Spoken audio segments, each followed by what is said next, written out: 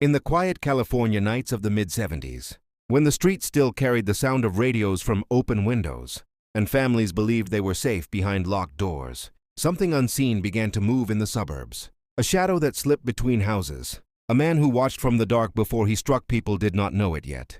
But a name would one day echo across the state. The Golden State Killer. He was not known by that name then. Back in those early years, he was called the East Area Rapist, a title whispered on late-night news and in hushed conversations between frightened neighbors.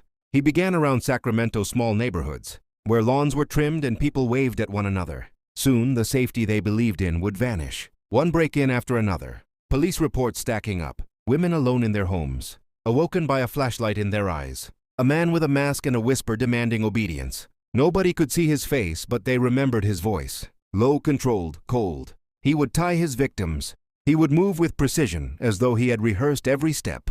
The police worked endlessly, and the people waited for the arrest that never came. In those years, America was changing.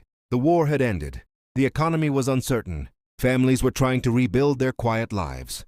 The Golden State Killer moved through that calm like a ghost, one who studied his victims weeks before the attack. He knew their routines, their pets, their back doors. Sometimes he even called their phones days later, just to breathe or whisper that he would return. Fear became a neighbor. People bought new locks, alarms, and dog streets emptied earlier. The trust of community dissolved into suspicion. Every creak at night felt like a warning. Then suddenly, after years of torment, he disappeared as if the earth had swallowed him. Police believed maybe he had been arrested for something else, or had died, or simply moved on. The headlines faded. People tried to forget, but the victims never did.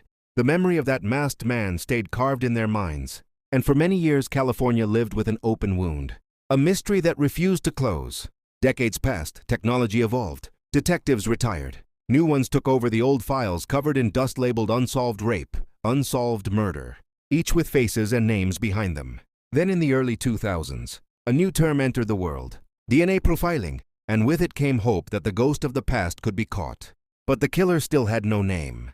His crimes spanned cities and counties, making it harder to connect them. He was known by many names: the East Area Rapist, the original Night Stalker, and later, when investigators realized all these cases belonged to one man, he became the Golden State Killer.